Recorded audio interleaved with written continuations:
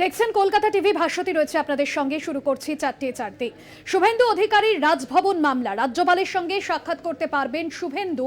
নতুন করে আবেদন জানাতে হবে নির্দেশ দিয়েছেন বিচারপতি অমৃতা সিনহা। রাজ্যপাল অনুমতি দিলে দেখা করতে পারবেন শুভেন্দু অধিকারী, দেখা করতে পারবেন ভোট পরবর্তী হিংসায় আক্রান্তরা। রাজ্যপালের অনুমতি পেলে কতজন দেখা করবেন, গাড়ির সংখ্যা জানাতে হবে পুলিশকে, এমনটাই বিচারপতি নির্দেশ দিয়েছেন।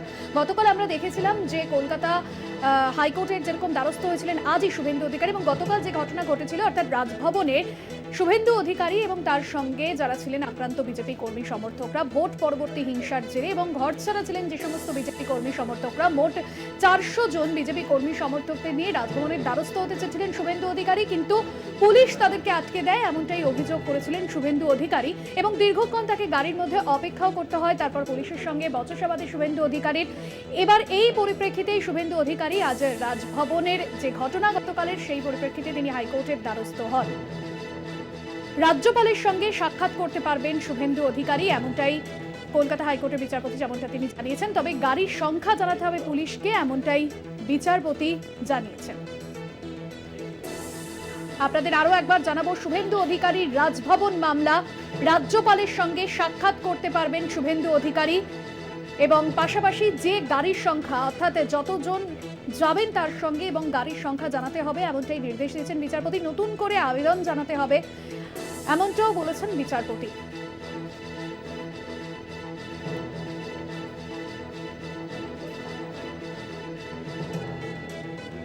অন্যদিকে এই কলকাতা হাইকোর্টের দ্বারস্থ হচ্ছেন শুভেন্দু অধিকারী গতকাল রাজভবনের ঘটনার পরিপ্রেক্ষিতে। আর এই নিয়ে তৃণমূল মুখপাত্র অরূপ চক্রবর্তী এবং সিপিএম নেতা বিকাশ রঞ্জন ভট্টাচার্য কি প্রতিক্রিয়া দিয়েছেন, পরপর শোনাব। অধিকারী রাজ্যের বিরোধী দলনেতা হতেই পারেন, কিন্তু বিরোধী দলনেতা মানে আইনের ঊর্ধ্বে নন। উনি রাজভবনে রাজ্যপালের সাথে দেখা করতে যেতেই পারেন, কিন্তু রাজভবনে 200 জনের মিছিল নিয়ে দেখা করতে যাওয়া যায় না, কারণ রাজভবন 144 দ্বারা জারি থাকে। তাহলে কদিন আগে যখন তৃণমূল কংগ্রেসের শিক্ষাকর্মী সংগঠন আন্দোলন করেছিল, তখন তাদেরকেও তো পুলিশ যেতে দেয়। উনি যদি লিখিতভাবে আগে থেকে জানান যে একটা নির্দিষ্ট সংখ্যক প্রতিনিধি দল, সেটা 5 জন হতে পারে, 6 জন হতে পারে, যদি 144 দ্বারা জারি থাকলে সেখানে 5 জনের বেশি গ্যাদারিং করা যায় না। কিন্তু তবুও যদি রাজ্যপালের অনুমতি সাপেক্ষে যদি 5 জন বা 10 জনের একটা প্রতিনিধি দল তারা যদি যান, সেটা আগে থেকে পুলিশকে জানিয়ে রাখেন লিস্ট, সেই লিস্ট অনুযায়ী নিশ্চিতভাবে তারা কাজ করবেন। আমি দেখলাম ওই প্রতিনিধি দলে অভিজিৎ দাস ববি, জায়মন্ডারবাড়ের যিনি বিজেপির ক্যান্ডিডেট, যিনি গোহারা হেরেছেন, প্রায় 7 লাখের বেশি ভোটে হেরেছেন অভিষেক বন্দ্যোপাধ্যায়ের কাছে, তার সঙ্গে অনেক মহিলা সহকর্মী ছিলেন। আমি তো পুলিশকে বরঞ্চ ধন্যবাদ জানাবো যে রাজ্যপালের মতো একজন নোন মোলেস্টার, অ্যালিক মোলেস্টার, তার কাছে মহিলাদের পাঠাতে না দিয়ে আটকে দিয়েছিলেন বলে। কারণ কে বলতে পারে যে একজন যে নোন মোলেস্টার, যিনি একজন মেয়ের বয়সী কন্যাসমা মহিলার সাথে অশ্লীল আচরণ করেন, তার প্রিয়তাভানি করেন, তার কাছে মহিলাদের আটকে দিয়ে, আমি তো বলবো পুলিশ। রাজভবনে যাওয়ার ক্ষেত্রে কারোর তো কোনো বাধা নেই, তবে একটা তো অনুমতির প্রয়োজন হয়। বিভিন্ন সময় তো আমরা হয়তো বিভিন্ন রাজভবনের প্রয়োজনে দেখা করতে যেতাম। এখন শুভেন্দুবাবুকে কেন ঢুকতে দেয়নি, হয়তো বলেছে কিনা যে আপনি একা যান বা 400 জন নিয়ে যাবেন, এগুলো সমস্ত অজানা তথ্য আমাদের কাছে। আদালত যেটা রায় দিয়েছেন স্বাভাবিক রায়, এর মধ্যে কোনো নতুনত্ব কিছু নেই। যদি কেউ দেখা করতে চান তিনি অনুমতি নিয়ে দেখা করেন, সেখানে বাধা দিয়ে যাবেন। আমার তো মনে হয় আদালতে এটাই বক্তব্য। রাজভবন রাজনৈতিক মহলে কি প্রতিক্রিয়া উঠে এলো ফোন লাইনে আপনাদের শোনালাম। ভোট পরবর্তী হিংসায় আক্রান্তদের নিয়ে রাজ্যপালের সঙ্গে দেখা করতে চাইলে নতুন করে আবেদন করতে হবে রাজ্যের বিরোধী দলনেতা শুভেন্দু অধিকারীকে।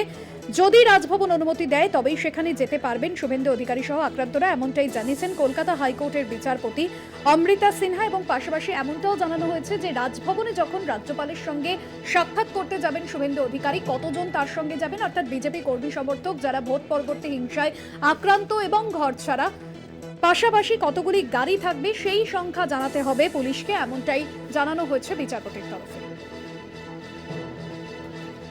আপনাদের জানিয়ে রাখবো, বৃহস্পতিবারই ভোট পরবর্তী হিংসায় আক্রান্ত প্রায় 400 জনকে নিয়ে রাজভবনে গিয়েছিলেন শুভেন্দু অধিকারী। রাজ্যপালের সঙ্গে কথা বলার থাকলেও তিনি যে অভিযোগ করেছেন যে পুলিশ তাদেরকে আটকে দেয় এবং রাজভবনের বাইরে তিনি দীর্ঘক্ষণ অপেক্ষা করেন এবং তারপর পুলিশের সঙ্গে তার মতবিরোধ বচসাও হয়। এবার এই ঘটনার পরিপ্রেক্ষিতে আজ শুক্রবার তিনি কলকাতা হাইকোর্টের দ্বারস্থ হন শুভেন্দু অধিকারী, এবং এই মামলার শুনানি ছিল আজ, যেখানে বিচারপতি অমৃতা সিনহা তিনি মন্তব্য করেছেন যে সংখ্যা অর্থাৎ যতজন বিজেপি কর্মী সমর্থকদের নিয়ে রাজভবনের দ্বারস্থ হবেন সেই সংখ্যা যেরকম জানাতে হবে, পাশাপাশি যতগুলো গাড়ি যাবে সেই গাড়ির সংখ্যাও জানাতে হবে, এমনটাই বলেছেন বিচারপতি অমৃতা সিনহা। অন্যদিকে পাশাপাশি এই বিষয়েও জানিয়েছেন রাজভবনে কতজন লোক যাবেন, কতগুলি গাড়ি থাকবে সেই সংখ্যাও পুলিশকে জানাতে হবে। ভোট পরবর্তী হিংসার যে ছবি রাজ্যের বিভিন্ন প্রান্ত থেকে উঠে এসেছে এবং সেখানে বারবার অভিযোগ উঠেছে যে বিজেপি কর্মী সমর্থকরা তারা বারবার আক্রান্ত হয়েছেন তৃণমূল আশ্রিত দুষ্কৃতীদের হাতে, এবং যে অভিযোগ বারবার বঙ্গ বিজেপি নেতৃত্ব তারা সামনে এনেছে, আর এই অভিযোগের পরিপ্রেক্ষিতেই গতকাল রাজভবনের দ্বারস্থ হয়েছিলেন রাজ্যের বিরোধী দলনেতা শুভেন্দু অধিকারী, কিন্তু তাকে পুলিশ আটকায় এমনটাই অভিযোগ করেছেন তিনি। আর এই অভিযোগের পরিপ্রেক্ষিতেই রাজভবনের যে ঘটনা গতকাল ঘটেছে, কলকাতা হাইকোর্টের আজ দ্বারস্থ হন রাজ্যের বিরোধী দলনেতা, এবং সেখানে সেই মামলার শুনানি যে ছিল এবং বিচারপতি অমৃতা সিনহা তিনি যেমনটা বলেছেন যে এরপর নতুন করে আবেদন করতে হবে রাজ্যপালের কাছে তার সঙ্গে সাক্ষাতের জন্য। পাশাপাশি এও জানানো হয়েছে যে কত সংখ্যক লোকজন তিনি নিয়ে যাবেন এবং কত সংখ্যক গাড়ি যাবে এই বিষয়েও কিন্তু পুলিশকে জানাতে হবে।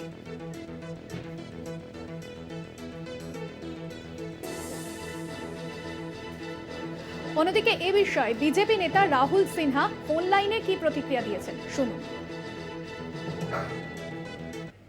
এই আজব জিনিস ভারতবর্ষে কোনো প্রদেশে কখনো ঘটেছে কিনা আমার জানা নেই, কারণ বিরোধী দলের নেতা তিনি রাজ্যপালের অ্যাপয়েন্টমেন্ট থাকার পরেও তিনি ঢুকতে পারবেন না।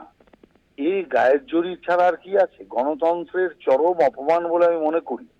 অতএব যেভাবে সরকারটা চলছে, এই একপেশে সরকার পশ্চিমবাংলার গণতন্ত্রের ত্রুটি চিপে ধরছে, এটা তার একটা জ্বলন্ত প্রমাণ। আজকে আদালতের থেকে যে রায় বেরিয়েছে, বিচারপতি সিনহার যে রায়, সেই রায় থেকে একদম পরিষ্কার বোঝা যাচ্ছে যে সরকার যে অগণতান্ত্রিক কাজ করেছিল এটা সেই রায়ে স্পষ্ট। অতএব আগামী দিন আদালতের নির্দেশে যখন উনি যাবেন, পুলিশ প্রশাসন কারোই কিছু করার থাকবে না।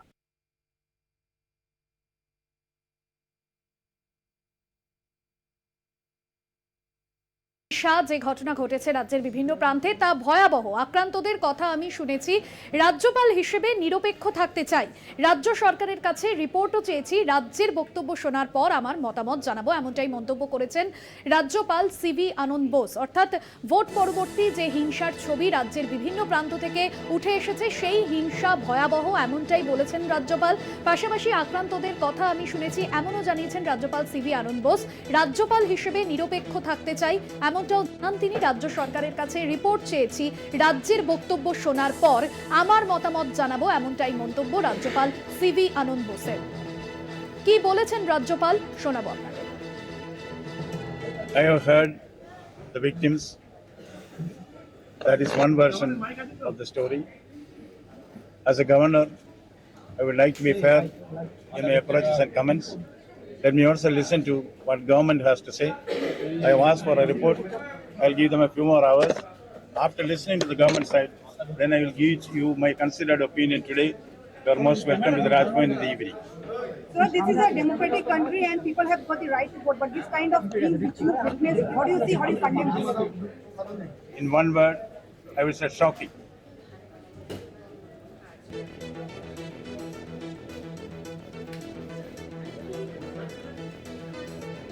লোকসভা ভোট পর্ব মিটে গিয়েছে, এবার নজর উপনির্বাচনে। বিধানসভা উপনির্বাচন রয়েছে, আসন্ন 4 উপনির্বাচনে প্রার্থী ঘোষণা করেছে তৃণমূল কংগ্রেস।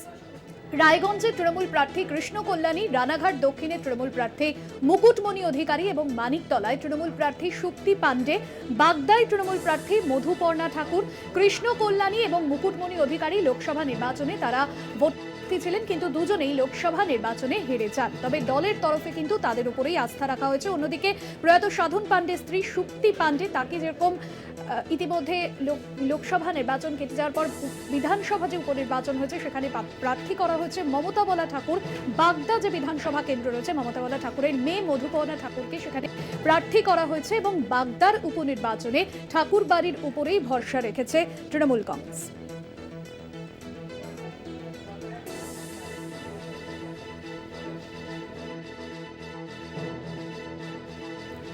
মুকুটমণি অধিকারী তৃণমূল প্রার্থী, তিনি কি বলছেন উপনির্বাচনের এই প্রার্থী ঘোষণার পর যখন তার নাম উঠে এসেছে, কি বলছেন তিনি ফোন লাইনে শুনুন।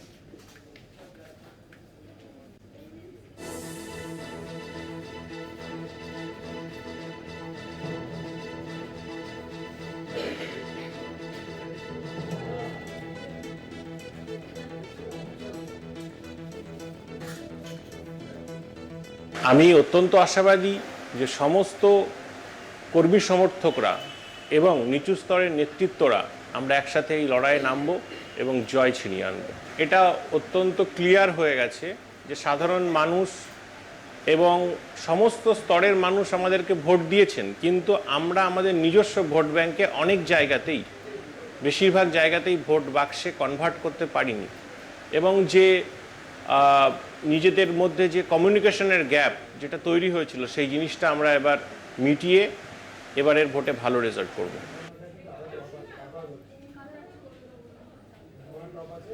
আপনাদের শোনালাম মুকুটমণি অধিকারী অর্থাৎ রানাঘাট দক্ষিণ বিধানসভা কেন্দ্রের তৃণমূল প্রার্থী, বিধানসভা উপনির্বাচন রয়েছে, তার যে বক্তব্য সেই বক্তব্য আপনাদের সামনে তুলে ধরলাম। সুবল মজুমদার রয়েছেন আমাদের প্রতিনিধি ফোন লাইনে। সুবল, রানাঘাট দক্ষিণে আমরা দেখলাম যে দল বদলু মুকুটমণি অধিকারীর ওপরেই আস্থা রেখেছে শাসক দল, তবে লোকসভা নির্বাচনে কিন্তু মুকুটমণি অধিকারী ওই আসন থেকে পরাজিত হন, কিন্তু দল তার উপরেই আস্থা রেখেছে। কতটা জয় নিয়ে আত্মবিশ্বাসী তিনি? প্রথমে বলি, মুখ্যমন্ত্রী কিন্তু তার উপর আস্থা হারাননি, বরঞ্চ আস্থা রেখেছেন, এটাই তার প্রমাণ। প্রথমত তিনি হেরে গেলেও কিন্তু দল, বিশেষ করে তৃণমূল, কিন্তু তার এই যে হার হওয়ার পরেও কিন্তু তাকেই ভরসা করেছে যে দ্বিতীয়বার আবার কিন্তু তাকে রানাঘাট দক্ষিণ থেকে বিধানসভা যেটা তার কেন্দ্র ছিল সেখান থেকেই তাকে পুনরায় নির্বাচিত করতে চান তৃণমূল নেত্রী তথা তৃণমূল দল।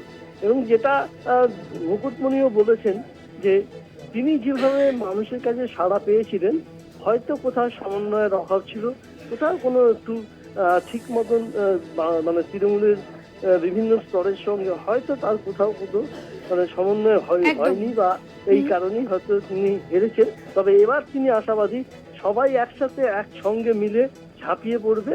একদমই সুবল, অর্থাৎ লোকসভা নির্বাচনে পরাজয়ের পরেও তৃণমূল সুপ্রিমো তার উপরেই আস্থা রেখেছে। ইতিমধ্যেই প্রার্থী করা হয়েছে রানাঘাট দক্ষিণ বিধানসভা কেন্দ্র থেকে মুকুটমণি অধিকারীকে।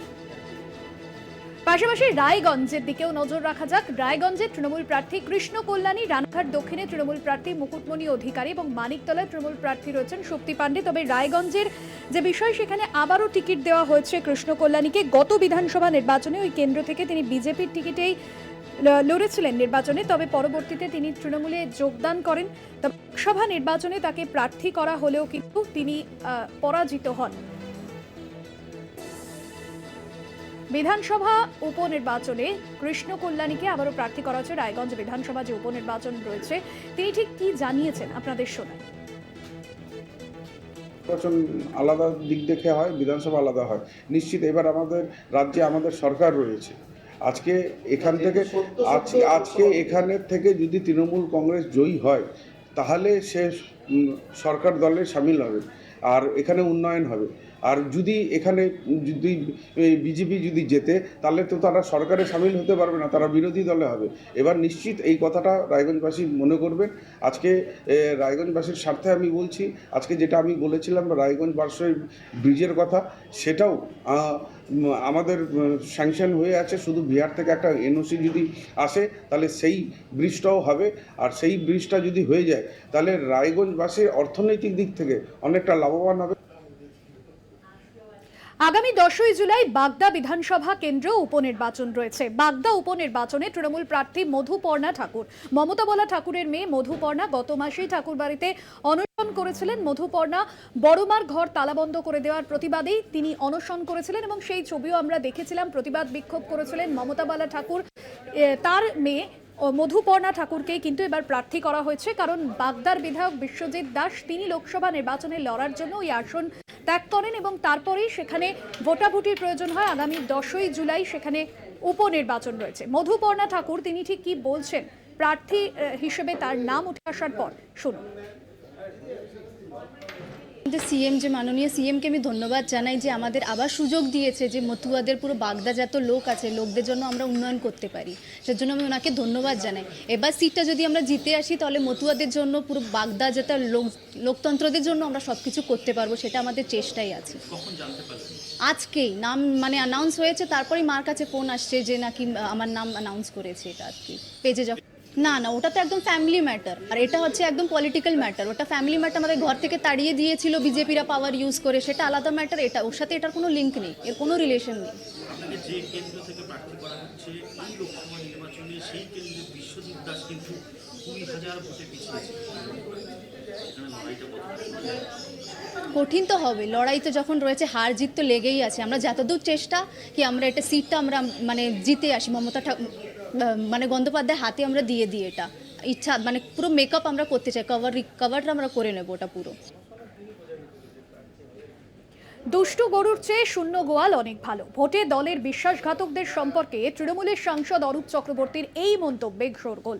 বিজেপি নেতৃত্বের দাবি, দলের কর্মীরাই যদি অন্তর্ঘাত করে থাকেন তাহলে অরূপ চক্রবর্তী জিতলেন কিভাবে? দুষ্ট গরুর চেয়ে শূন্য গোয়াল ভালো। যারা তৃণমূলে খাবে করবে আর তৃণমূলের বিশ্বাসঘাতকতা করবে তাদেরকে গোড়ারে বার করে দেবো। অরূপ চক্রবর্তীর এই মন্তব্যে শোরগোল বাঁকুড়া জেলা তৃণমূলের অন্দরে। বাঁকুড়ার সিমলাপালে জনসংযোগ ও শুভেচ্ছা বিনিময় কর্মসূচিতে যোগ দিয়ে বক্তব্য রাখতে গিয়ে তিনি কথা বলেন। গত লোকসভা নির্বাচনে বাঁকুড়ায় জয় পায়নি তৃণমূল, এবার বিজেপির হাত থেকে ছিনিয়ে নিয়েছে বাঁকুড়া লোকসভা কেন্দ্র। উল্লেখ্য, এবারের লোকসভা নির্বাচনে তার নিকটতম প্রতিদ্বন্দ্বী বিজেপির সুভাষ সরকারকে 32,778 ভোটে হারান তিনি। তবে বাঁকুড়া পুরসভা ও নিজের তালডাংরা বিধানসভা কেন্দ্রেই বিজেপির কাছে 16,312 ভোটে পিছিয়ে যান অরূপ চক্রবর্তী। 2026 সালে বিধানসভা নির্বাচন, তাই তার আগে দলের কোথায় কি সমস্যা রয়েছে তা খুঁজে বের করতে তৎপর তৃণমূল নেতৃত্ব। একই সঙ্গে দলে থাকা ওইসব ব্যক্তিদের বিরুদ্ধে ব্যবস্থা নেওয়া হবে বলেও তিনি হুঁশিয়ারি দেন। যারা বিরোধিতা করেছে তাদের চিহ্নিত করেছি, দলকে জানিয়েছি, খবর আসবে, তার মধ্যে পঞ্চায়েত সমিতির মেম্বার একজন আছে। বিজেপি নেতৃত্বের দাবি, দলের কর্মীরাই যদি অন্তর্ঘাত করে থাকেন তাহলে অরূপ চক্রবর্তী জিতলেন কিভাবে? উনি নিজেই স্বীকার করছেন যে তার দলের লোকেরা তার হয়ে কাজ করেননি। তার মানে উনি কিভাবে তাহলে জিতলেন? বাঁকুড়া লোকসভায় উনি জিতেছেন, তাহলে জিতলেন কিভাবে? ওনার দলের লোকেরাই যদি ওনার হয়ে কাজ না করে থাকেন তাহলে উনি চুরি করে জিতেছেন। যেমন মানুষ, তার মুখ থেকে সেরকমই ভাষা বেরোবে, এটাতে অস্বাভাবিকের কিছু নেই, স্বাভাবিক ঘটনা। অভিষেক বন্দ্যোপাধ্যায় দলের নেতা কর্মীদের ইতিমধ্যেই সতর্ক করেছেন, কাজ করতে না পারলে ছেড়ে দিন, এমনই কড়া মন্তব্য করেছেন। তারপরেই বাঁকুড়া তৃণমূল কংগ্রেস সাংসদ অরূপ চক্রবর্তী দলের একাংশের বিরুদ্ধে বিশ্বাসঘাতকতার অভিযোগ করলেন। জয়ের পরেও কেন গোষ্ঠীদ্বন্দ্বের আঁচ মিলছে বাঁকুড়া জেলায়, এই নিয়ে জোর জল্পনা শুরু রাজনৈতিক মহলে। বাঁকুড়া থেকে তন্ময় চৌধুরী, কলকাতা টিভি। 4:04 দিকে সময় এখন একটা বিরতির, ফিরে আসছি বিরতির পর, সঙ্গে থাকুন। ফিরে এলাম বিরতির পর, আর এবার যে খবরে নজর রাখবো, নাবালকের মৃত্যু ঘিরে উত্তেজনা হাওড়ার বাঁকড়ায়। নার্সিং হোম ভাঙচুর, ঘটনাস্থলে ডোমজুর থানার পুলিশ। আপনাদের জানিয়ে রাখবো, হাওড়ায় নাবালকের মৃত্যু ঘিরে উত্তেজনা ছড়িয়েছে হাওড়ার বাঁকড়ায়। নার্সিং হোমে ভাঙচুরের ঘটনা সামনে আসছে, ঘটনাস্থলে ইতিমধ্যেই ডোমজুর থানার পুলিশ। সেই ছবি আপনাদের সামনে তুলে ধরছি। নাবালকের মৃত্যু ঘিরে উত্তেজনা হাওড়ার বাঁকড়ায়। দেখছেন সেই ছবি, উত্তেজিত জনতা। হাওড়ার বাঁকড়ায় সেই ছবি দেখা যাচ্ছে। নার্সিং হোমে রীতিমতো ভাঙচুরের ঘটনা, ঘটনাস্থলে ডোমজুর থানার পুলিশ ইতিমধ্যেই পরিস্থিতি নিয়ন্ত্রণে আনছে। জগন্নাথ সামন্ত প্রতিনিধি রয়েছেন ফোন লাইনে। জগন্নাথ, ঠিক কি ঘটেছে নাবালকের মৃত্যু ঘিরে? কেন এই পরিস্থিতি তৈরি হলো? মৃতের পরিবার তারা কি জানাচ্ছে, কি অভিযোগ তাদের? দেখো, তোমাকে বলে রাখি, হাওড়ায় শিশু মৃত্যু ঘিরে একেবারে বাঁকড়ায় ভাঙচুর একটা বেসরকারি নার্সিংহোম। জলে ডুবে মৃত্যু হয়েছিল 12 বছরের এই শিশুটি। জানা যাচ্ছে যে এই শিশুটি জলে ডোবার পর শিশুটিকে উদ্ধার করে নার্সিংহোমে আনা হয়েছিল। নার্সিংহোমে নিয়ে যাওয়ার পর ডাক্তাররা মৃত বলে ঘোষণা করেন।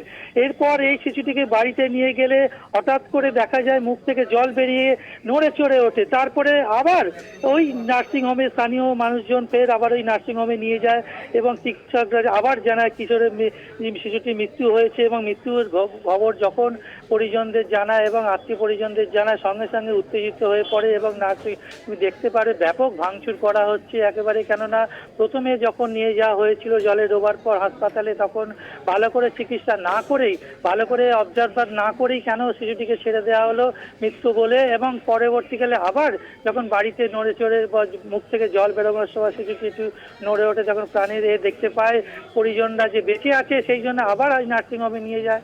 নার্সিংহোমে নিয়ে গেলে মৃত্যু বললে তারপরে ব্যাপক উত্তেজিত হয়ে পড়ে এবং নার্সিংহোম ভাঙচুর ঘটনাস্থলে জগন্নাথ, পুলিশ এই ঘটনায় কি কাউকে গ্রেফতার করা হয়েছে? হাসপাতাল কর্তৃপক্ষ তারাই বা কি বলছে? দেখো, হাসপাতাল কর্তৃপক্ষ এই মুহূর্তে কিছু না বললেও, তবে যেটা জানাচ্ছে তারা ডাক্তাররা তারা চিকিৎসা করেছিল, তারা মৃত দেখতে পেয়ে তখন মৃত বলে ঘোষণা করে, তাদের চিকিৎসায় কোনো গাফিলতি নেই। কিন্তু পরিজন, আত্মীয় পরিজন যেটা বলছে যে বাড়িতে যাওয়ার পর আবার ফের শিশুটি নড়ে ওঠে, এই কারণে হাসপাতালে আবার নিয়ে যায়। পরবর্তীকালে একটা যে শিশু মৃত্যু এবং শিশু যে জলে ডুবে গেছে, যার জন্য পরিবারের একটা টেনশন ছিল যে দ্রুততার সঙ্গে হাসপাতালে নিয়ে গেছিল এবং সেখানে যদি চিকিৎসাটা ভালো করে করতো হয়তো বেঁচে যেত, এই আশঙ্কা প্রকাশ করছিল। কিন্তু আখেরে যতক্ষণ জলে ডুবেছিল শিশুটির মৃত্যু ঘটেছে। জগন্নাথ সামন্ত প্রতিনিধি ছিলেন ফোন লাইনে।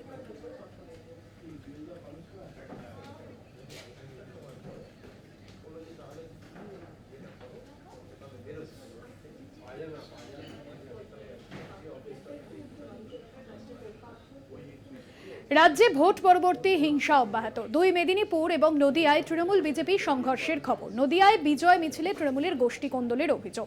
সবংয়ে তৃণমূলের পার্টি অফিসে হামলার অভিযোগ বিজেপির বিরুদ্ধে। ভোট পরবর্তী হিংসার অভিযোগে পশ্চিম মেদিনীপুরের নারায়ণগড় বিধানসভায় বিজেপি নেত্রী অগ্নিমিত্রা পল। শুক্রবার দুপুরে নারায়ণগড় থানার কুনারপুরে ভোট পরবর্তী হিংসার অভিযোগে আক্রান্ত দলীয় কর্মীদের বাড়িতে যান তিনি। দেখা করেন কর্মীদের সঙ্গে। দোষীদের বিরুদ্ধে ব্যবস্থা নেওয়ার আশ্বাস দেন অগ্নিমিত্রা। গত কয়েকদিন আগে কাশীপুর গ্রাম পঞ্চায়েত এলাকায় একটি দোকানঘর পুড়িয়ে দেওয়ার অভিযোগ ওঠে। যদিও তৃণমূলের তরফে দাবি ভোটে হেরে যাওয়ার পর খবরে থাকতেই ভোট পরবর্তী হিংসার অভিযোগ তুলছেন অগ্নিমিত্রা। আজকে সোশ্যাল বয়কট, তার বাড়িতে কেউ যাবে না, জল পাবে না, মন্দিরে যাবে না, ডাক্তারবাবু আসবে না কেউ অসুস্থ হলে, যেখানে কাজ করছে গরিব মানুষ, সব কন্ট্রাকচুয়াল ওয়ার্কার, কোথাও একটা সামান্য কাজ করে ফ্যাক্টরিতে, সেখানে গিয়ে বলে দেওয়া হচ্ছে তাকে কাজে রাখবে না। মানে না খেয়ে যাতে এই পরিবারগুলো মরে, সে কর্মী হোক সমর্থক হোক, সেই চেষ্টাই সরকার করছে। ধিক্কার জানায়। ভোট পরবর্তী হিংসার খবর নদিয়ার চাপড়াতেও। স্থানীয় সূত্রের খবর, দুর্গাপুরে তৃণমূলের বিজয় মিছিলকে কেন্দ্র করে তৃণমূলের 2 গোষ্ঠীর মধ্যে মারামারি শুরু হয়। অভিযোগ, গোষ্ঠী কোন্দলের জেরে ধারালো অস্ত্র দিয়ে 3 তৃণমূল কর্মীকে এলোপাথারি কোপানো হয়। রক্তাক্ত অবস্থায় পুলিশ তাদের উদ্ধার করে চাপড়া গ্রামীণ হাসপাতালে নিয়ে গেলে কর্তব্যরত চিকিৎসকরা দুজনকে শক্তিনগর জেলা হাসপাতালে স্থানান্তর করেন। আহতদের নাম শরাফত মোল্লা, আশরাফ মোল্লা ও শফিকুল শেখ। তাদের অভিযোগ, চাপড়া 1 নম্বর গ্রাম পঞ্চায়েত প্রধানের স্বামী ডালিম শেখের লোকজন ধারালো অস্ত্র দিয়ে এলোপাথারি কোপায় তাদের। ঘটনায় 3 জনকে আটক করেছে পুলিশ। তৃণমূলের গোষ্ঠীদ্বন্দ্বে জখম পঞ্চায়েত সদস্য সহ 2 জন। ধারালো অস্ত্র দিয়ে কোপ মারার অভিযোগ। শক্তিনগর জেলা হাসপাতালে ভর্তি আহতরা। তেহট্টের বিনোদনগরের ঘটনা। গত পঞ্চায়েত নির্বাচনে টিকিট না পেয়ে নির্দল প্রার্থী হিসেবে নির্বাচনে প্রতিদ্বন্দ্বিতা করেন লতিফ শেখ। ভোটে জয়ী হওয়ার পর তৃণমূলে যোগ দেন তিনি। শুক্রবার সকালে বিরোধী দলের লোকজন তাকে ধারালো অস্ত্র দিয়ে কোপায় বলে অভিযোগ। তিনি ও তার সঙ্গী হাবিবুল শেখ গুরুতর জখম হন। প্রথমে তাদের তেহট্ট মহকুমা হাসপাতালে নিয়ে যাওয়া হয়। সেখান থেকে শক্তিনগর জেলা হাসপাতালে স্থানান্তর করা হয়েছে। ভোট পরবর্তী হিংসা ও সন্ত্রাস চালানোর অভিযোগ উঠেছিল রাজ্যের বিরোধী দল বিজেপির বিরুদ্ধে। বন্ধ হয়েছিল দোকানপাট। স্থানীয় তৃণমূলের পঞ্চায়েত সদস্যকেও মারধরের অভিযোগ ছিল বিজেপি আশ্রিত দুষ্কৃতীদের বিরুদ্ধে। পুলিশের উপস্থিতিতে বন্ধ হয়ে যাওয়ায় দোকান ও দলীয় অফিস খুলে দেওয়া হয় শুক্রবার। রাজ্যের শাসক দল তৃণমূল বিজেপির আশ্রিত দুষ্কৃতীদের বিরুদ্ধে এলাকায় সন্ত্রাস চালানোর অভিযোগ তুলে সরব হলেও সমস্ত অভিযোগ পুরোপুরি অস্বীকার করেছে রাজ্যের বিরোধী দল বিজেপি। তৃণমূল কার্যালয়ে থাকা মমতা বন্দ্যোপাধ্যায়ের ফ্লেক্স ও দলীয় পতাকা পুড়িয়ে দেওয়ার অভিযোগ পশ্চিম মেদিনীপুরের সবংয়ে। ঘটনায় তৃণমূলের কাঠগড়ায় বিজেপি। বৃহস্পতিবার রাতে ঘটনাটি ঘটেছে পশ্চিম মেদিনীপুর জেলার সবংয়ের বিষ্ণুপুরের লোকপীঠে। তৃণমূলের অভিযোগ, রাতে দলীয় কার্যালয় থেকে কর্মীরা ফিরে যায়। সকালেই পার্টি অফিসে সাঁটানো তৃণমূলের পতাকা, ফ্লেক্স, মমতা বন্দ্যোপাধ্যায় পোস্টার নষ্ট হয়েছে বলে দেখেন তারা। ঘটনা ইতিমধ্যেই সবং পুলিশের কাছে অভিযোগ দায়ের করেছে তৃণমূল, যদিও পোস্টার, ফ্লেক্স নষ্টের দায় স্বীকার করেনি বিজেপি। কলকাতা টিভি। সময় এখন একটা বিরতির। ফিরে আসছে বিরতির পর, সঙ্গে থাকুন। ফিরে এলাম বিরতির পর, আর এবার যে খবরে নজর রাখবো, বেলদা কলেজে দুই কলেজ ছাত্রের মধ্যে সংঘর্ষের ঘটনা। ভাঙচুর করা হয় ছাত্র সংসদের অফিস। ঘটনায় আহত হয়েছেন 25 জন পড়ুয়া। ঘটনায় বেশ কয়েকজনকে আটক করে পুলিশ। বেলদা কলেজে দুই ছাত্র সংসদের যে ঘটনা, অর্থাৎ দুই ছাত্রের মধ্যে ইতিমধ্যেই যে গোষ্ঠী সংঘর্ষের যে ঘটনায় আহত হয়েছেন 25 জন পড়ুয়া। ঘটনায় বেশ কয়েকজনকে আটক করা হয়েছে। ছাত্র সংসদের অফিসও ভাঙচুর করায়। দেখুন ঠিক কি পরিস্থিতি তৈরি হচ্ছে।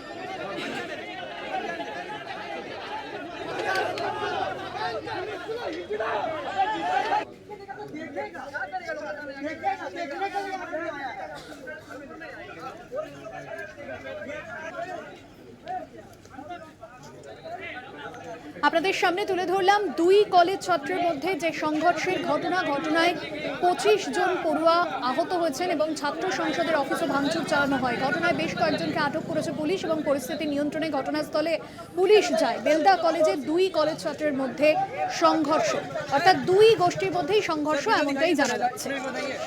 সৌম্যকান্তি ত্রিপাঠী রয়েছেন ফোন লাইনে। সৌম্যকান্তি, ঠিক কোন বিষয়কে কেন্দ্র করে দুই ছাত্র গোষ্ঠীর মধ্যে সংঘর্ষের ঘটনা, কি জানা যাচ্ছে? জানি যে আজকে বেলদা কলেজে ফার্স্ট সেমিস্টারের পরীক্ষা ছিল এবং সেই পরীক্ষা কেন্দ্রে পরীক্ষা দিতে এসেছিল খড়গপুর কলেজ ও Kashmuli government general degree college. এই দুটো কলেজের পরীক্ষা সেন্টার পড়েছিল বেলদা কলেজে এবং আজকে পরীক্ষা শেষ হওয়ার মুখে, যখন ফার্স্ট হাফের পরীক্ষা শেষ হয়, সেই সময় এই বেলদা কলেজের ছাত্রের সঙ্গে খড়গপুর কলেজের ছাত্রদের মধ্যে একটি ছাত্র সংঘর্ষের ঘটনা ঘটে। যেটা জানা গেছে তাদের পক্ষ থেকে যেটা অভিযোগ হচ্ছে সেটা হচ্ছে গতকালকে খড়গপুর কলেজের ছাত্ররা যখন কলেজে ঢুকতে যায়, ঠিক সেই সময় কলেজে মোবাইল নিয়ে প্রবেশ করতে যায় পরীক্ষা কেন্দ্রে এবং তখন বাধা দেওয়া হয় কলেজের পক্ষ থেকে এবং সেই সময় তাদের মধ্যে একটা বচসা বাঁধে এবং একটি মোবাইল চুরিকে কেন্দ্র করে তাদের সাথে গন্ডগোল, মোবাইল হারিয়ে যাওয়াকে কেন্দ্র করে তাদের মধ্যে গন্ডগোল হয় এবং সেই গন্ডগোলের রেস আজকে আবার আছড়ে পড়ে।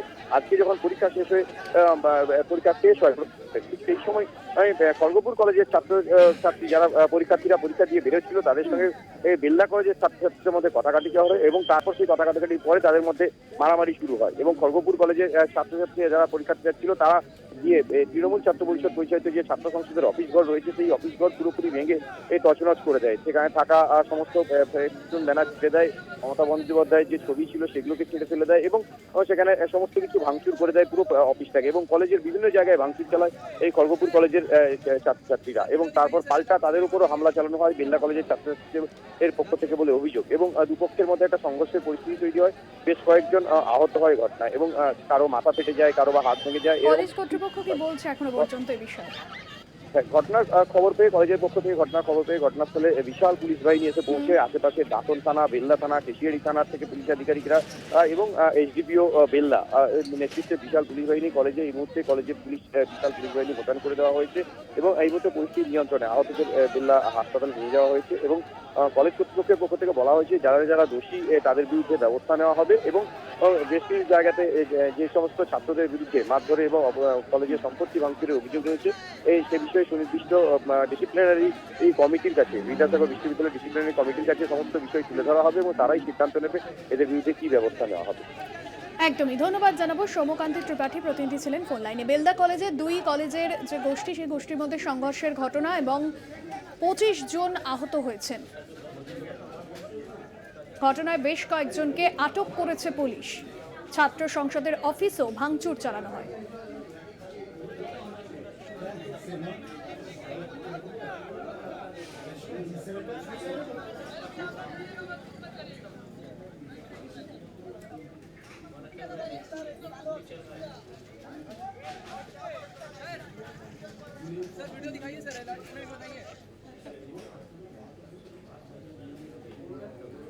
শহরে ফের অগ্নিকাণ্ডের ঘটনা। আজ দুপুরে অ্যাক্রোপলিস মলের ফুড কোর্টে আগুন লাগে। অ্যাক্রোপলিস মলের 3 তলায় আগুন লাগে। ঘটনাস্থলে যায় দমকলের 20টি ইঞ্জিন এবং শপিং মল একেবারে সপ্তাহান্তে ভিড় ছিল। সেখান থেকে যারা যারা ছিলেন শপিং মলে তাদেরকে বের করে আনা হয়।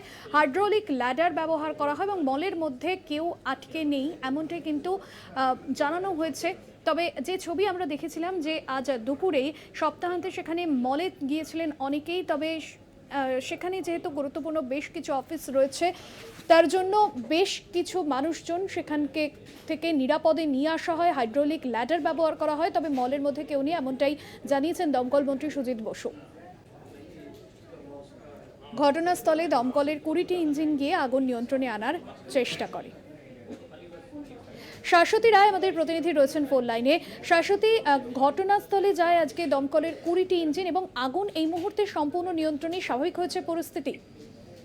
একেবারেই দেখো, পরিস্থিতি এখন সম্পূর্ণভাবে স্বাভাবিক। প্রায় 3 ঘন্টার প্রচেষ্টায় আগুন নিয়ন্ত্রণে আসে। সেক্ষেত্রে হাইড্রোলিক ল্যাডার থেকে শুরু করে এবং 15টি ইঞ্জিন সম্পূর্ণ আগুন নিয়ন্ত্রণ প্রক্রিয়াতে অংশগ্রহণ করেছিল এবং সেক্ষেত্রে ভেতরে দমকল কর্মীরা প্রবেশ করে পকেট ফায়ারগুলোকে রেজিস্ট করার চেষ্টা করে এবং সেক্ষেত্রে দমকল মন্ত্রী সুজিত বসু, জাভেদ খান বিপর্যয় মন্ত্রী প্রত্যেকেই সেখানে উপস্থিত ছিলেন এবং তারা যেমনটা দাবি করেন যে 3rd ফ্লোরে একটি বুক স্টোরে সেখানে ওয়ার্ডিং এর কাজ চলছিল, সেখান থেকেই আগুন প্রবল মাত্রায় ছড়িয়ে পড়ে এবং তার জেরেই এই অগ্নিকাণ্ড অ্যাক্রোপলিস মলের মতন একটি অত্যন্ত গুরুত্বপূর্ণ মলে।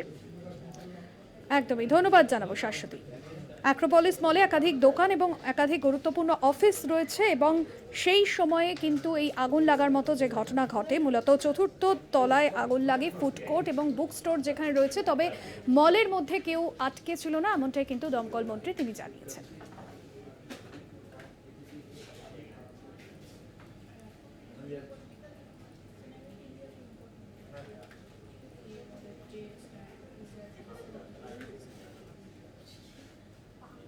লোকসভা নির্বাচন শেষ হয়েছে আর এই ভোটের শেষে বঙ্গ বিজেপির গুরুত্বপূর্ণ বৈঠক। শনিবার সল্টলেকের দফতরে ডাক পেলেন দিলীপ ঘোষ। দলে কি তবে গুরুত্ব বাড়ছে দিলীপ ঘোষের?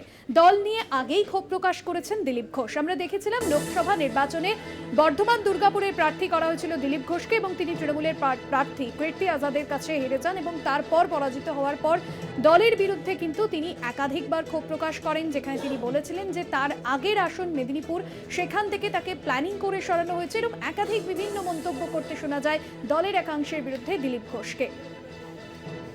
আর এবার দল নিয়ে যেহেতু আগে ক্ষোভ প্রকাশ করেছেন দিলীপ ঘোষ, এবার আজকের যে বৈঠক রয়েছে সেই বৈঠকেই থাকতে চলেছেন দিলীপ ঘোষ।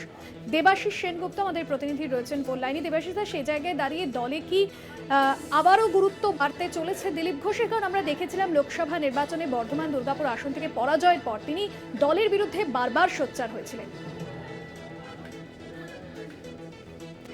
এই মুহূর্তে রয়েছে বিধানসভায় যদিও তিনি ঢোকার মুখে বলেছেন পেনশন সংক্রান্ত কাগজপত্র ঠিক করার জন্য তিনি এসছেন বিধানসভায়, কিন্তু পাশাপাশি এটাও ঠিক যে আজকে তিনি যাবেন, এরপরে এখান থেকে বেরিয়ে তিনি যাবেন মুরলীধর সেখানে বিজেপি সদর দপ্তর, সেখানে যাবেন এবং সেখানে একটি বৈঠক করবেন, এমনটাই কিন্তু সূত্র মারফত খবর। এছাড়াও আগামীকাল একটি বৈঠক আছে এবং আজকে বিকেলবেলাও কিন্তু 6টার সময় সল্টলেকের যে বিজেপি দপ্তর সেখানে বৈঠক রয়েছে এবং আগামীকালের বৈঠকে সেখানে একদিকে যেমন থাকবেন রাজ্য বিজেপি সভাপতি সুকান্ত মজুমদার, তিনি থাকবেন সেখানে দিলীপ ঘোষ, এছাড়াও রাজ্যের বিরোধী দলনেতা সেখানে থাকবে এবং নির্বাচনের ফলাফল পেরানোর ঠিক পরেই দিলীপ ঘোষ বিভিন্ন বিষয়ে কিন্তু নানান মন্তব্য করেছে, বিতর্কিত মন্তব্য, যা নিয়ে কিন্তু দলের অন্দরে কিন্তু রীতিমতো আলোচনা চর্চা চলছে।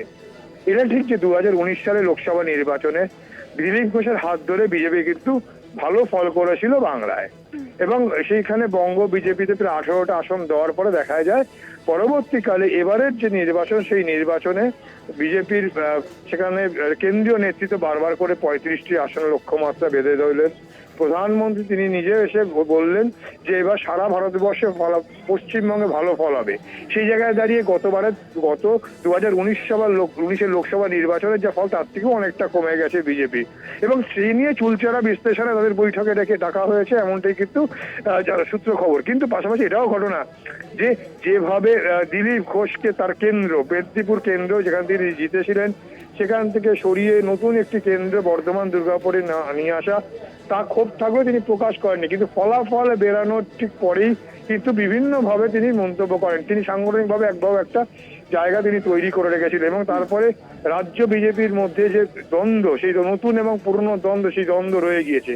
দিলীপ ঘোষের একটা অংশ মনে করছে কিন্তু যে দিলীপ ঘোষ যেহেতু এই মুহূর্তে তার কোনো পদ নেই, অর্থাৎ তিনি বিধায়ক না, তিনি সাংসদ নন, তিনি রাজ্য সভাপতি নন, কিন্তু রাজ্যের যে সভাপতি আছেন তিনি কিন্তু এই মুহূর্তে তিনি কেন্দ্রীয় মন্ত্রী হয়ে যাচ্ছেন, যার ফলে সেই জায়গাটা ফাঁকা আছে এবং বিজেপির যে সাংবিধানিক যে বিয়েটা রয়েছে তাতে কিন্তু পরপর দুবার এমন একদিন হতে পারবে না। পাশাপাশি কুলিং পিরিয়ড, অর্থাৎ দিলীপ ঘোষ মাঝখানে একটা সময় তিনি ছিলেন একদমই না, দেবাশিস দা, আবার নতুন করে অবশ্যই সভাপতি দল তাকে কি দেওয়া সিদ্ধান্ত নেয় পরবর্তীতে দিলীপ ঘোষকে নিয়ে সেই দিকেই নজর থাকবে, দলে কি তার গুরুত্ব বাড়তে চলেছে সেদিকে নজর থাকবে। ধন্যবাদ জানাবো।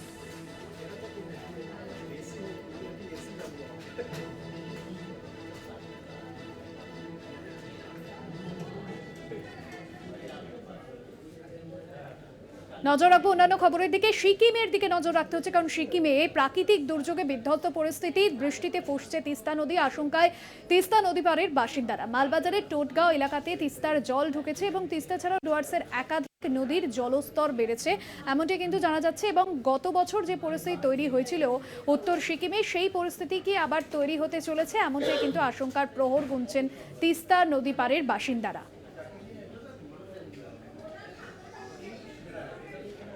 কৌস্তব ভৌমিক প্রতিনিধি রয়েছেন ফোন লাইনে। কৌস্তব, সিকিমের এই মুহূর্তে কি পরিস্থিতি এবং উত্তরবঙ্গে সিকিমের প্রভাব পড়েছে, সেখানে কি পরিস্থিতি, নদীর জলস্তর কি বেড়েছে, প্রশাসনের তরফে বা কি সতর্কতা নেওয়া হয়েছে? দেখো ভাস্বতী, টানা কয়েকদিন থেকে সিকিমের উত্তর সিকিমে যে প্রবল বৃষ্টিপাত হচ্ছে, যার ফলে কিন্তু তিস্তা নদীর জলস্ফীতি দেখা দিয়েছে।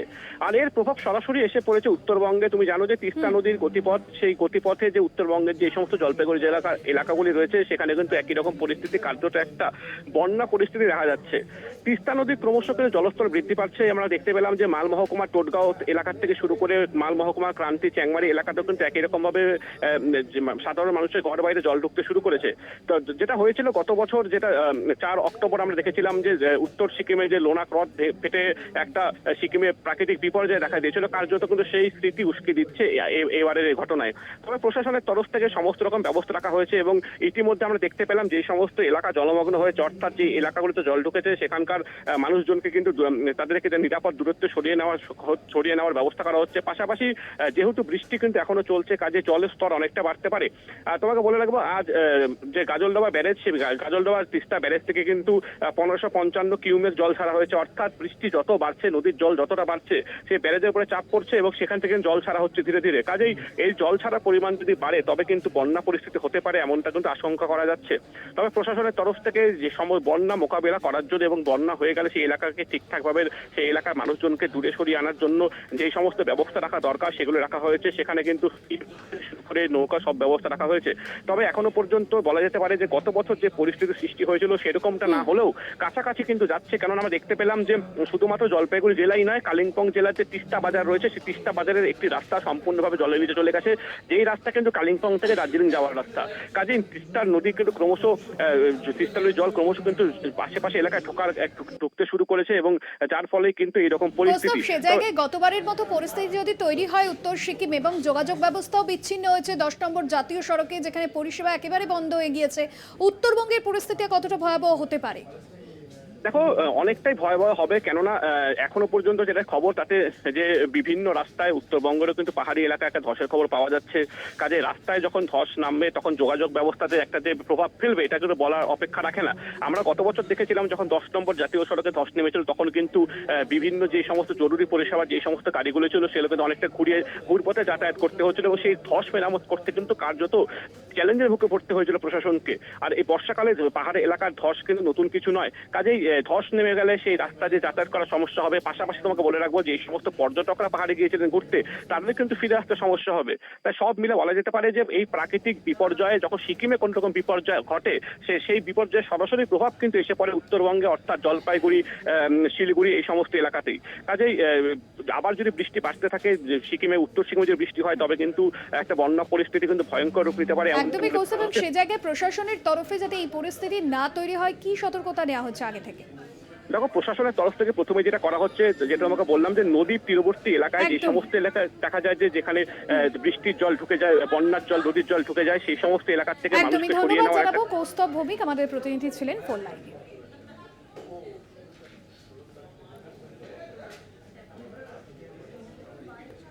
উত্তরবঙ্গে বর্ষা নির্ধারিত সময়ের আগেই প্রবেশ করেছে। লাগাতার বৃষ্টির জেরে একাধিক এলাকায় হিমালয় পাহাড় থেকে ধস নেমেছে। ওঠা তিস্তা নদীর জলে ভেসে গিয়েছে রাস্তা। অন্যদিকে নদী বাঁধ না থাকায় আতঙ্কিত ডুয়ার্সের মেচপাড়া চা বাগানের বাসিন্দারা। বর্ষাকাল আসতেই ঘুম উড়েছে উত্তরবঙ্গের বাসিন্দাদের। নদীতে বাঁধ না থাকায় আতঙ্কিত রয়েছেন মেচপাড়া চা বাগানের বাসিন্দারা। শীঘ্রই ডুয়ার্সের কালচিনি ব্লকের চুয়াপাড়া চা বাগান সংলগ্ন পানা নদীতে বাঁধ তৈরি করা দরকার। তা না হলে এবছরও বর্ষার সময় বিধ্বস্ত হতে পারে মেচপাড়া চা বাগানের শ্রমিক জনপদ। और हम लोग बहुत डर के हम लोग रहते हैं। अभी जब बारिश ज़्यादा होता है तो रात को सो नहीं पाते हैं।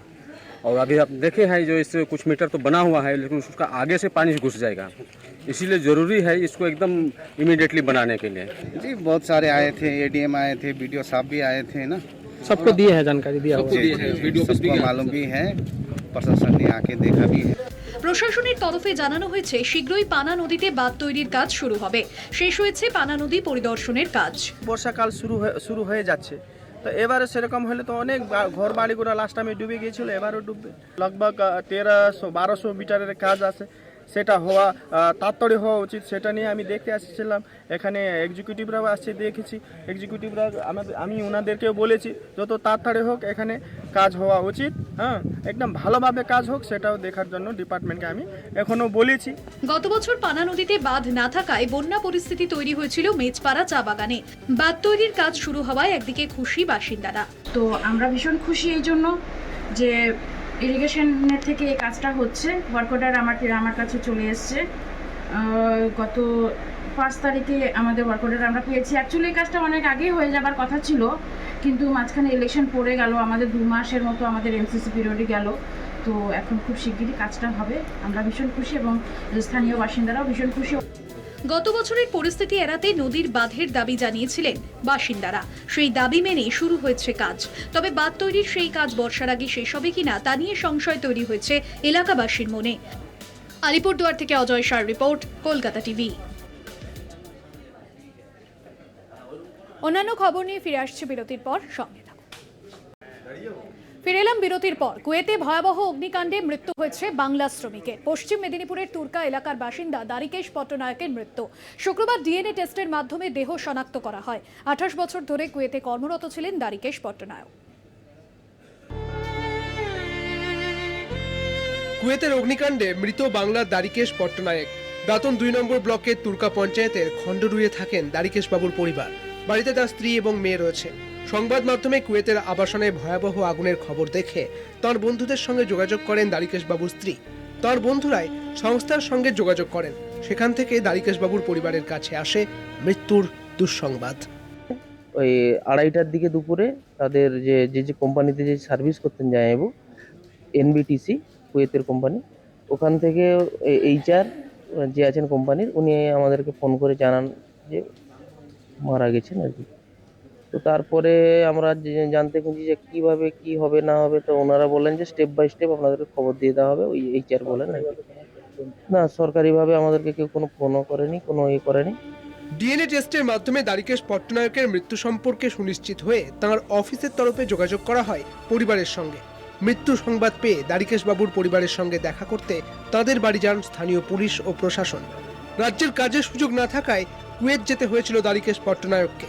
অভিযোগ বিজেপি নেত্রী অগ্নিমিত্রা পলের। গুজরাট, উত্তরপ্রদেশ, রাজস্থান, মহারাষ্ট্র, কুয়েত, দুবাই কেন যেতে হচ্ছে? আর যদি আপনার রাজ্যে এত চাকরি, এত মানে কি বলবো প্রাচুর্য, এত সচ্ছলতা, এত সচ্ছল অবস্থা আমাদের পশ্চিমবঙ্গে, তাহলে ছেলে মেয়েগুলোকে বাইরে যেতে হচ্ছে কেন? জামাই ষষ্ঠীর দিন দ্বারিকেশ পট্টনায়কের মৃত্যুর খবর পৌঁছয় তার শ্বশুর বাড়িতে। দ্বারিকেশ বাবুর মেয়ে সামনের বছর উচ্চ মাধ্যমিক দেবে। তরতাজা মানুষের হঠাৎ মৃত্যুর খবরে ভেঙে পড়েছেন পরিবারের সকলে। কলকাতা টিভি। 50তম G7 শীর্ষ সম্মেলনে যোগ দিতে ইতিমধ্যে ইতালির আপুলিয়াতে পৌঁছেছেন প্রধানমন্ত্রী নরেন্দ্র মোদী। তাকে বিমানবন্দরে স্বাগত জানান ইতালির ভারতীয় রাষ্ট্রদূত ভানি রাও এবং অন্যান্য কর্মকর্তারা। তৃতীয়বার প্রধানমন্ত্রী হওয়ার পর এটাই তার প্রথম বিদেশ সফর। ইউরোপীয় ইউনিয়নের প্রতিনিধি সহ Canada, France, Germany, Italy, Japan, যুক্তরাজ্য এবং মার্কিন যুক্তরাষ্ট্রের প্রতিনিধিরাও এই সম্মেলনে যোগ দিয়েছেন। 13 জুন থেকে 15 জুন এই দুদিন ধরে চলবে এই সামিট। সম্মেলনের আলোচনায় থাকবে রাশিয়া ইউক্রেন দ্বন্দ্ব।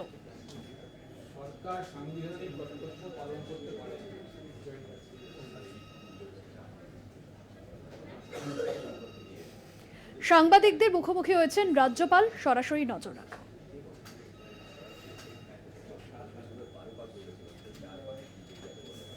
From meeting the governor, which is not a joke. And now that you have raised the issue once again, I am today going to write a letter in a sealed cover and send it to the Chief Minister herself, directly addressed to her about certain issues which now I am not revealing to you, but I can only reveal that my next step is writing directly to the Chief Minister of West Bengal to obey the Constitution of India. Hello sir, this is Dipankar from NKTV। आज high court ने बोले हैं कि आप अगर किसी को बुलाए तो पुलिस रोक नहीं सकता। आप कल रात आपका ट्विटर में आप बहुत लंबा आपका विवृत्ति दिए है, लेकिन अभी मतलब क्या हाल है? कोई आना चाहते हैं, आ नहीं सकते इधर?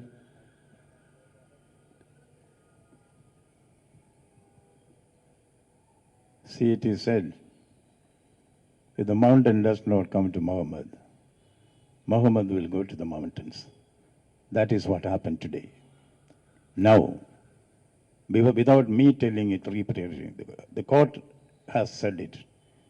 If the governor has given permission for somebody to meet him, they will meet. I can only, as a person who respects the Constitution and the law courts, I will say, what the court has suggested will be done. Whoever wants to meet the governor of Bengal will be able to meet. Nobody can prevent them. If anybody prevents them, wait for the consequences. Hello. Sir, this is Sanjay Shah, News Prime. Sir, before election, we saw that in front of the gate of Raj Bhavan, the ruling party has constituted here dharnas, agitations, etc., etc. But yesterday, the leader of opposition, along with the victims, with valid permission of Honorable Governor, they couldn't enter in the Raj Bhavan. And before the gate of Raj Bhavan, they have been blocked by proactive police. And you also wanted the report from Chief Secretary and Home Secretary of the state. What is the outcome about the situation? Wait and watch.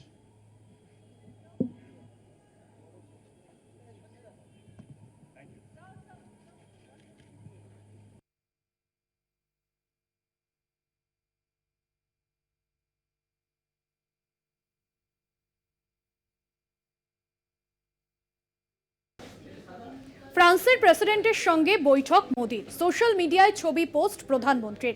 G7 সম্মেলনের ফাঁকে এই বৈঠক, এবং এই বৈঠকে ঠিক কি কি বিষয় আলোচনা হয়েছে জানবো। আমার সঙ্গে রয়েছেন আমার সহকর্মী অঙ্কুর ভট্টাচার্য। অঙ্কুরদা, এই যে বৈঠক, এই বৈঠকে কি কি বিষয় উঠে এলো, কি কি বিষয়ে আলোচনা হয়েছে?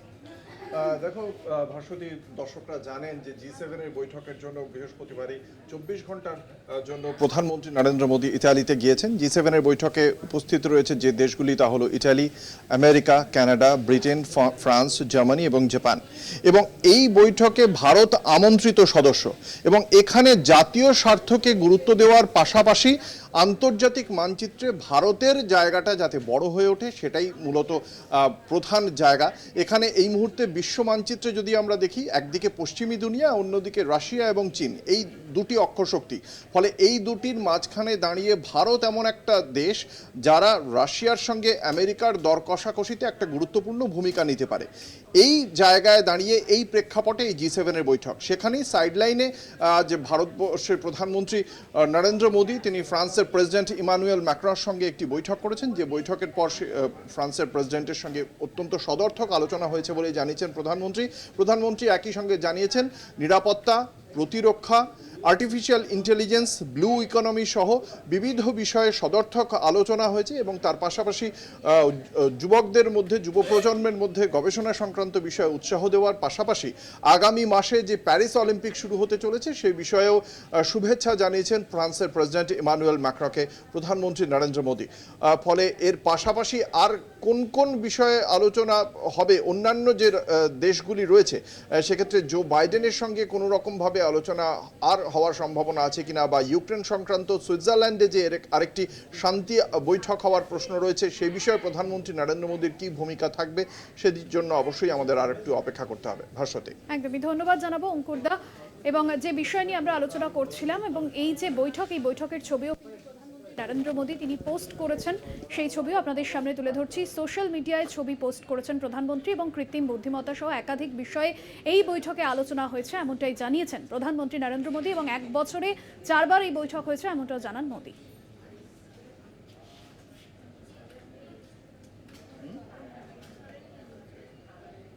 চারটে চারদিক আজ এই পর্যন্তই। দেখতে থাকুন কলকাতা টিভি, রাত দিন 7 দিন।